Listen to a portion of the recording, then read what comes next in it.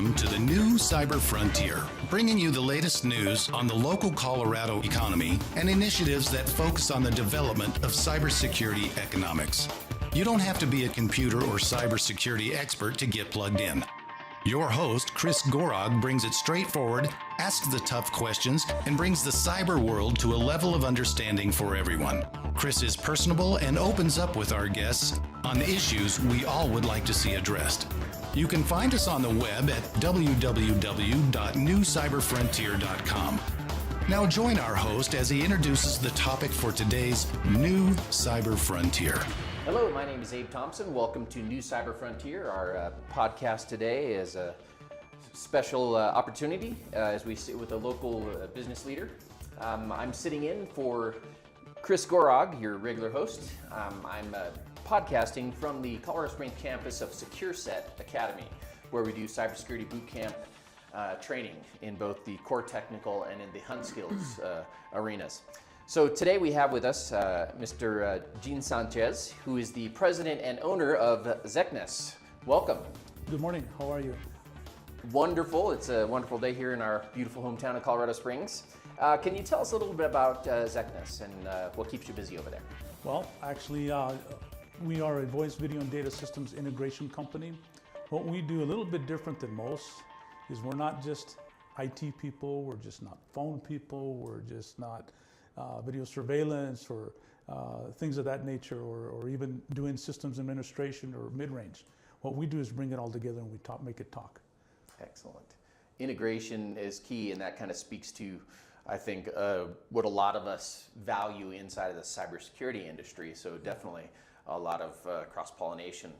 What are some big projects you've worked on recently, things you've got going on? Oh, we've worked on several. Actually, we work from a lot of jobs at Fort Carson. We've done a lot of cable infrastructures there for one side.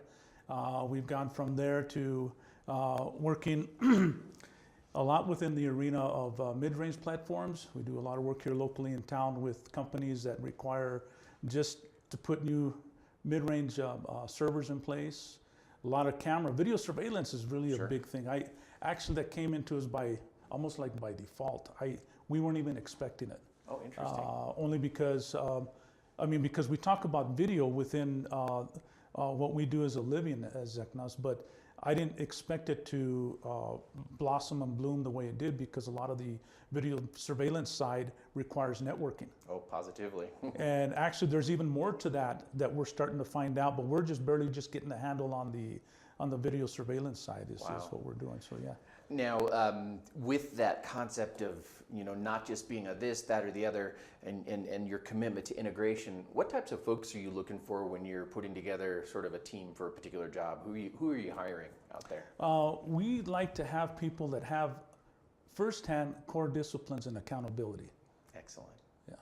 Yeah, so basically a Marine. All the way.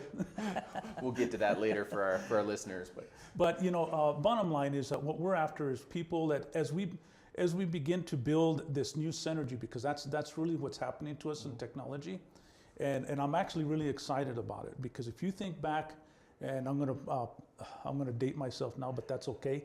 20, 30 years ago, where we started just with a DOS computer, and look where we're at today. Yeah. And with that though is the core accountability of how and core disciplines. Trying to understand exactly which. Let me rephrase this again. My excitement for it is that the systems, the mentality, is now starting to catch up with now where we're headed in the future. And going back to it, we can't no longer be IT people. We can't no longer just be phone people. We can no longer just be whatever that piece of technology is. We have to start to learn how to integrate and understand all the core parts and pieces. Sure. And for me personally, it all started with a piece of wire. It all started with a piece of wire, and that happened back in the 90s. Okay.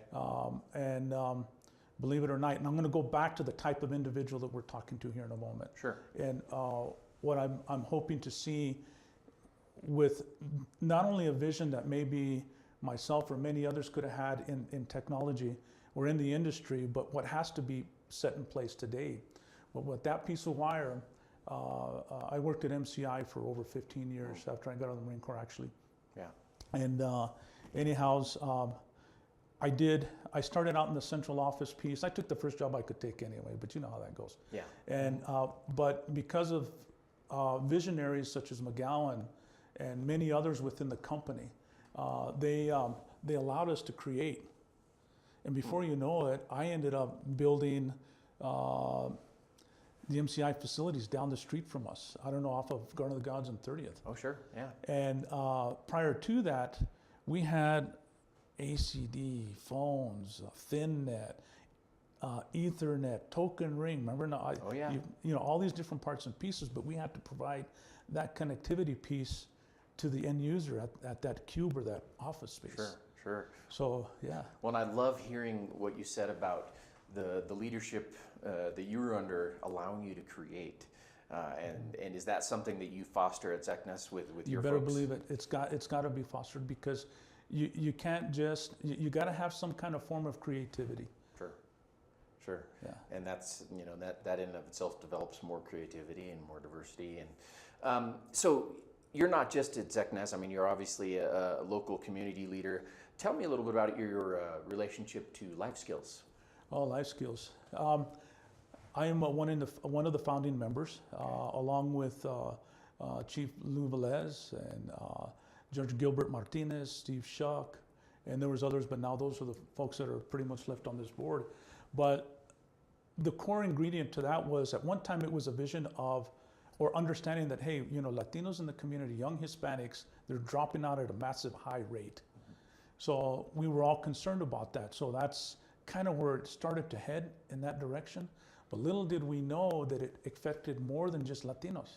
Sure. And Life Skills is what type And of Life organization? Skills is Life Skills. The high school itself Okay. is a school for dropouts and high-risk kids. Wow. And I really took a lot of interest because I was one of those kids. Wow. And now, before you know it, here we are today. In fact, big shoes to fill, but I've taken over the chair from Lou Velez, who's still on the board, thank God. Mm-hmm. And but a great group of people. But you know what an exciting time even for the school. We're already 12 years old. Yeah. Wow. And I mean, it's just, so we got another graduation coming up. And then, of course, as you know, I mean, you were there, you were one of our speakers. I love and it. Love the environment. I just know what the kids felt when you spoke. And it's all leading by example. And that's the other part and piece to it. Whether we look at people that we would want to hire like that in ZECNAS, but it could be people like yourselves that are actually out in this community sharing your experiences and showing these kids that this is what it's about, because they can do it just the same, just like you can. Well, and you've seen your share of life transformation, and it looks like you're duplicating that and reproducing that in people, and that's a tremendous gift, especially, you know, in an industry and in an economy that is so driven by technology. Here you are as a key player right in the middle of that, but you also had another life transforming experience after that. You joined a certain organization, 3-letter or 4-letter organization, USMC. Yeah, Talk a little bit about that. My cousin put it one day, she asked me, Gene, is it true that the Marine Corps is the most organized gang in the world? And I says, yes, it is. Yes, indeed. But it's one that protects this country, just like the rest of our veterans, those that are active and retired or done their time, you know. I couldn't have asked for a better outfit to join. I had no clue that I would end up in that capacity. My father was a Marine. My son was a Marine as well. And so there's 3 generations in our family that have been Marines. Sure. And I tell you what, without it, I think looking back on it now, you know, it's one of the best things I ever did. Sure enough. And with all that came the experience, the leadership. You can't get any better leadership training than there. Sure you know. enough. Of course, there's others. I mean, like yourself, a fellow Navy veteran. I mean, you know, it can't find better people than people in the military. It's proud heritage. Let's take a break for our sponsor. We'll be right back with the rest of today's show right after these brief messages from our sponsors.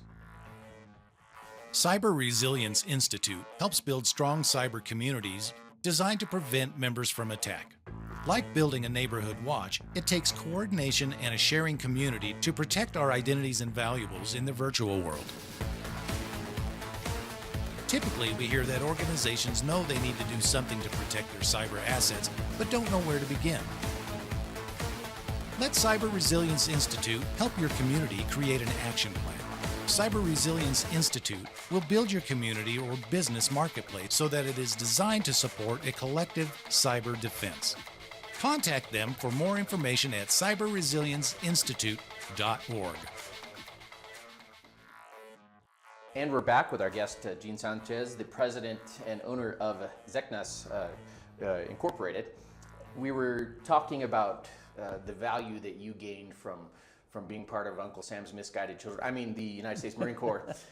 And one of the terms that you used earlier that so resonated, certainly with my heart, and I think in the technology industry, me being a cybersecurity guy, and I think all of us, is this concept of accountability. And I'm sure that you took from your experiences as a Marine and even in your day-to-day. Tell me what is your sort of passion for accountability with regard to technology and the industry that we're in? Well, when it comes to accountability, it encompasses a wide range of just. Let me rephrase this for a moment. Mm-hmm. I don't know if you've heard this before, but have you ever heard of geeks with a personality? I've met some, but I don't know that I've heard the phrase.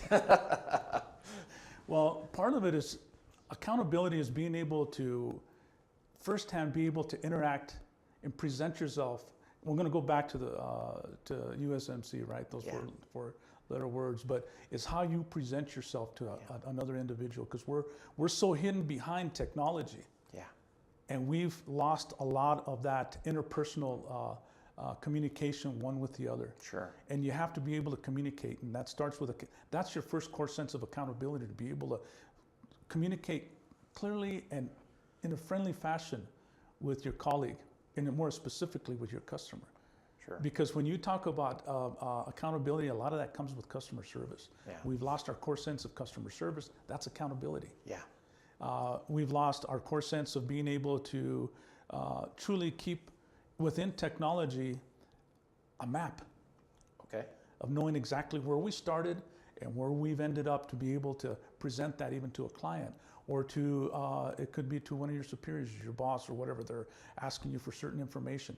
What is it that you've been tasked to do, and how you're going to go from point A to Z, and did you miss any certain points along the way on that path or that map? Sure. And that's your first definition of accountability.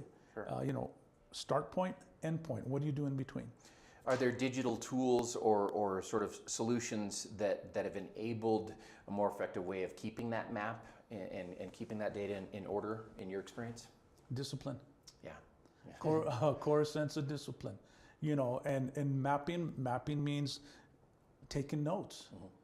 You can't just, it doesn't matter if you put it on your laptop or your smartphone or on a piece of paper. It's making sure you take notes and know exactly what you did and how you did it, so that way you know exactly how to go back and not only solve a problem if it happens again in that same particular arena, but maybe for another client or another problem you may face down the road. Sure. That you have some core sense of record.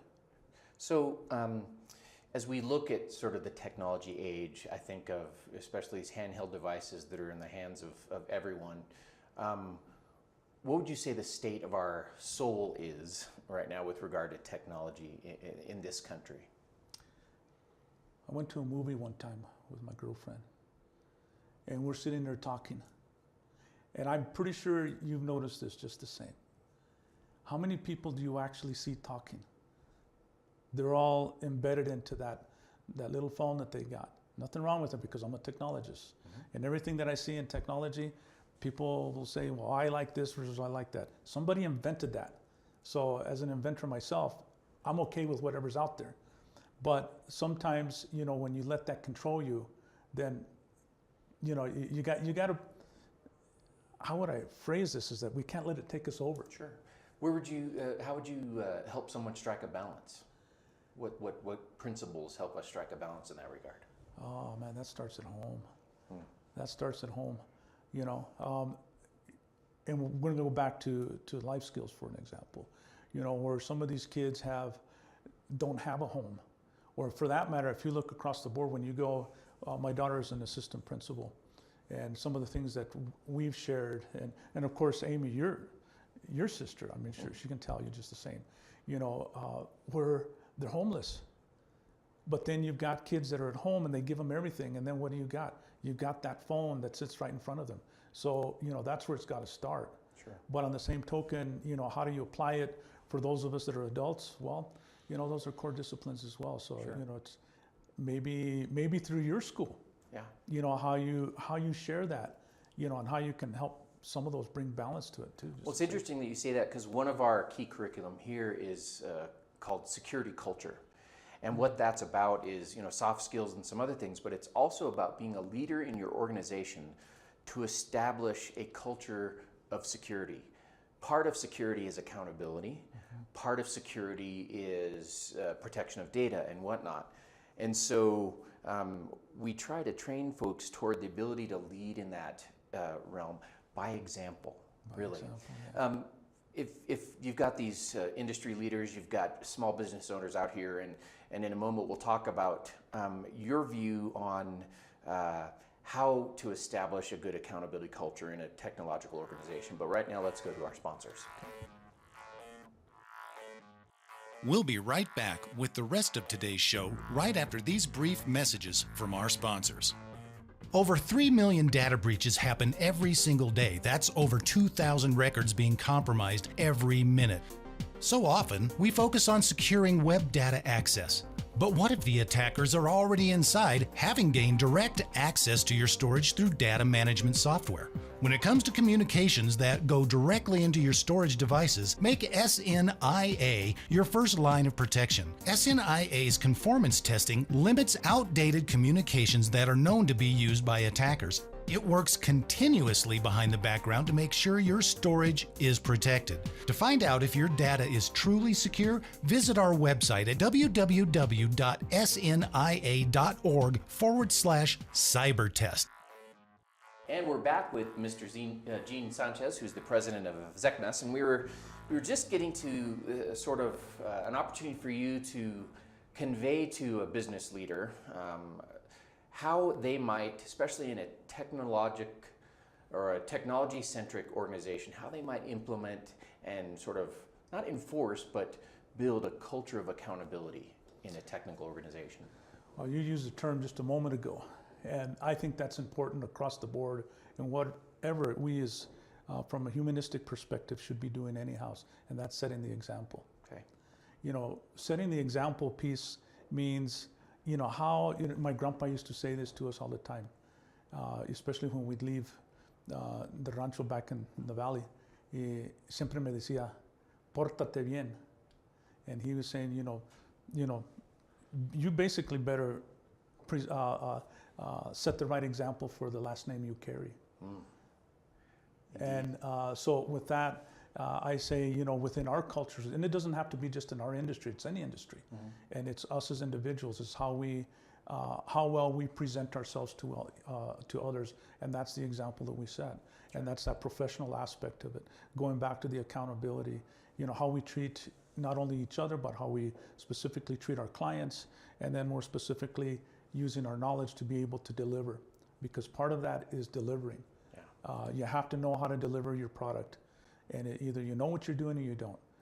And the easy part to this is if you don't, it's okay to tell them you don't know, but you can bring people on your team to be able to deliver. Sure. And you can't be afraid to say, you know, I know a business colleague that's my competitor. If you think about it, we're afraid to cross that line. Of course. And say, well, wait a minute, you know, if I go to him, he's going to take my customer. If I go to her, well then, you know, she's going to take my business. Whatever the case is, you can't be afraid to share your knowledge, and you can't be afraid to cross that boundary line and build alliances to be able to get a job done. When you paint a beautiful picture of community, and one of the things I know many of us here in Colorado Springs are committed to is genuine community, not a fear of competition, or and what you've conveyed is humility. and the readiness to be able to look across the table at someone in the same industry and say, you know, they may serve you better in this particular area. And you know, there's of course the altruistic sense, but it's integrity and it's accountable, and I love hearing that. And speaking of community, you know, I'm a big I'm very much committed to this idea of a cybersecurity community here in Colorado Springs. We at SecureSet host the cybersecurity Colorado Springs cybersecurity meetup group.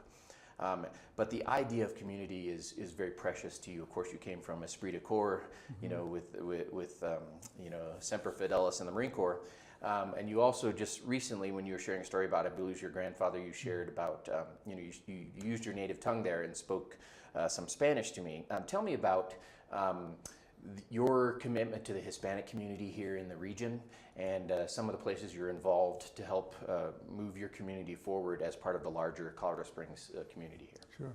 Well, I'll use the term apoyar. Apoyar a la gente means that we need to be here to be able to support and elevate those within our community. And I'm going to be very frank. I'm going to be honest with you. Let her rip. You know, I remember a time I went when we first started Zeknus about 16 years ago, and went in front of the city. And I was then part of the Hispanic Chamber of Commerce at the point. Okay. So we were trying to find ways to be able to gain some ground to be able to help elevate and build business for minorities. Mm-hmm. And at this point, it doesn't matter what color you are, other than the fact that you could be female, you could be a white female, or you could be Latino, you could be black or Asian or whatever. Okay? But I asked for some opportunities of how we can do business, and they asked me, well, are you in the janitorial business? Or are you in the food and beverage business? And not to take anything from that whole aspect and realm of it, but I says, no, but we know some people, but what are you doing in other core disciplines in technology? Because of course, as you know, that's why we're here today, talking a little bit about technology. But I don't think people realize that Latinos play a huge role in technology. And for that matter, I guess I could take it and elevate it a few other steps and talk about women and talk about African Americans or whomever that are in the same core discipline that we are. Mm-hmm. But in answer to your question for Latinos, well, wait a minute, we've got lots of people that are involved, lots of people that have this core sense of intelligence and creativity, and go on, I can go on down the line with the whole piece of it. Certainly. You know, but apoyar a la gente to help elevate and bring these people up into those core senses of technology and allowing them to work in this realm. And so so that's a huge piece of it. I mean, we've got to continue to find ways to open the doors for everyone. Sure. Well, and defeating stereotypes. I mean, I can only imagine. I've experienced a bit of that myself growing up, not as much as you know, my father and grandfather in the black community, but the crush that can be on one's soul that tends to inhibit this potential for stratospheric growth. And it's been great for me to watch in my classroom a great diversity, you know, men, women, various ethnic groups represented, and succeeding, and not inhibited by preconceived notions, you know, and stereotypes like you talked about. I mean, and the industry that we're in is rife with leaders from multiple backgrounds. And here I sit as a director in a cybersecurity organization, as a you know, black American, and you know, you leading your organization. There's the sky's the limit, and I like to see those stereotypes broken, and you know, and I appreciate community leaders that do that. So, what successes have you seen? More specifically in elevating the Hispanic community here in Colorado Springs? Where have you seen great successes? Well, those successes, man, are all across the board, which kind of firsthand, let me tell you, when I see, oh man, I'm going to start with kids. Okay. I'm going to start with the kids first, and then I'll just kind of move my way up to that whole process there. But when I see kids now that even the kids that have hard times in life skills, for example. Sure. But when I see them, when they have that second chance, you were there when you spoke. Those kids that were sitting on that stage, that's where the first success starts. Yeah. Because they know that in order to make a difference, they got to at least start with getting their high school diploma. Right. And they're there because they want to succeed. They could have just took the other road. They could have dropped out and they could have went somewhere else. Yep. They could have taken, well, some of them have. Yeah. We already know that either they're dead or they're in prison. But I would say if you look statistically, and I don't know what that number could be, but I know it's got to be a huge number.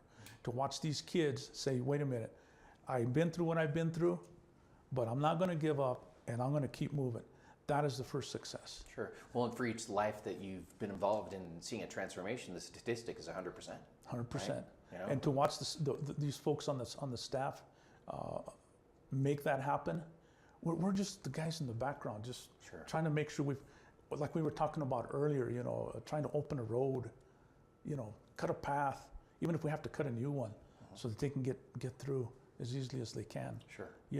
Because of what they've been up against. That is the first, from my perspective, that is the true success.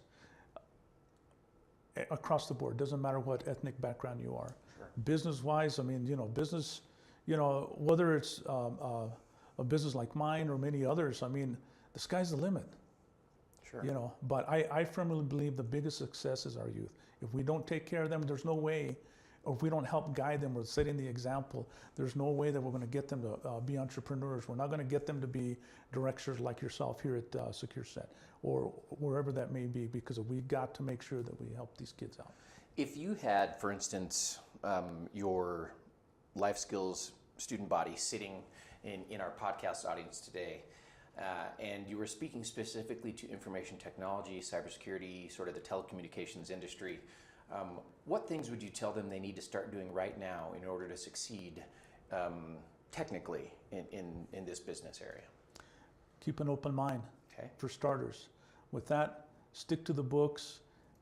Math sucks, okay? But at least understand your numbers somewhat.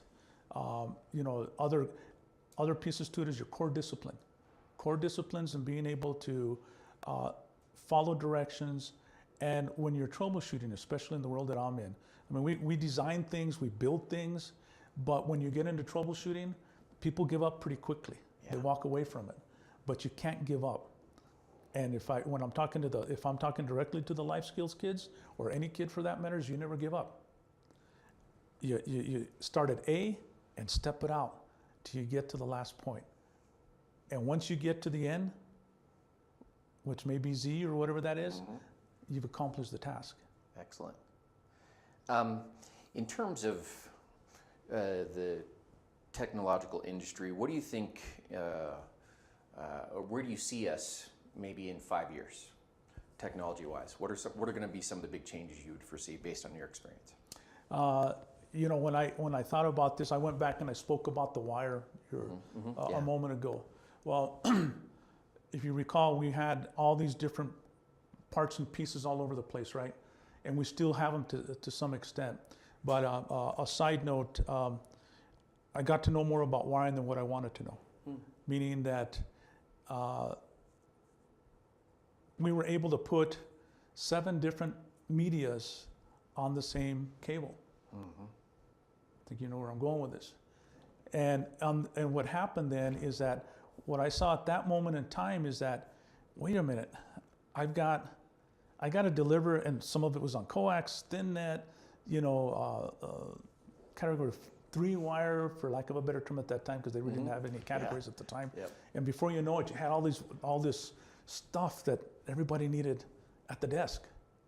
Well, then that wire came along, and I started to work with what was called, I don't know if you remember, the IBM Type 1 and 2 cable. Okay, then what these guys started, the guys were pretty smart about it, but they still didn't have the next step involved. That goes back to the A to Z piece. Okay, stepping things out, meaning that they would take the voice pairs, once it got into a comm room, they'd take the voice pairs out, split it out, and put it on one rack, and then take the foamed Halar pairs and whatever they had, and they'd connect them on another rack. And boy, that was a pain. Sure. So I said, you know what, this ain't gonna fly. So when we started working, this was MCI days, I started to see that, wait a minute, it's got to integrate. So we got it across the wire. So we were able to take by doing shielded twisted pairs, unshielded twisted pairs, all these parts and pieces. And then we took all of the coax and we converted it with balins. A gentleman by the name of Harvey White told me this one day. He says, Gene, this is the future. And he showed me this balin, and I said, what the heck is that? So anyway, long story short, now we went from that MCNC 1 through 5, which later became down the road categories 1 through 5, believe it or not. So I pioneered that piece of it. Wow. And then from there, what came out of it is now we begin that slow process of integration. Now, where I see it going is that we should be doing everything not off of a phone and not just off a computer. Everything should be consolidated. We're almost there. Yeah. We're almost there. Mm-hmm. Meaning that you can take your laptop with you, and then you should be able to place a phone call. I mean, today we're doing it to some extent, but you're doing it in the enterprise arena. Yeah. You know, you can take through communicator or what unified messaging or whatever. You can be on the phone, on your cell phone, get to your office, boom, there it is. Now you can transfer it over to the phone at your desk or at your laptop or wherever it is. But see, where I see it 5 years from now, we're going to be way behind the curve if we don't get ahead of it right now. And that's integrating the parts and pieces to where we're using one component. The cell phone is kind of there, but it's not there. Business-wise, I mean, there's still going to be some segregated parts and pieces within the business office arena, but a lot of it now needs to come together. So what I see 5 years from now is hopefully finally now the core true form of integration. You know, as we've clearly heard, Gene, you are an innovator, you're an inspirational leader, you're a barrier breaker, and a technologist. And it sounds like clearly one key is that you have not kept your success to yourself. You've poured that back into others, both in your own community, in the community at large, in the lives of students, certainly probably into the lives of your clients and your colleagues. And I'm proud to know you and call you a colleague and friend now. I just thank you for what you've given and what you continue to give. And we also thank you for your time here on the broadcast. And so before we go, I wanted to just thank you in that way. Well, thank you. Indeed. Ladies and gentlemen, we've been with Mr. Gene Sanchez, the president and owner of Zeknas, which if you look at it backwards, you might figure out where the name of his company comes from. I'm Abe Thompson with the new Cyber Frontier. The views or opinions expressed during this podcast are not those of Colorado Technical University.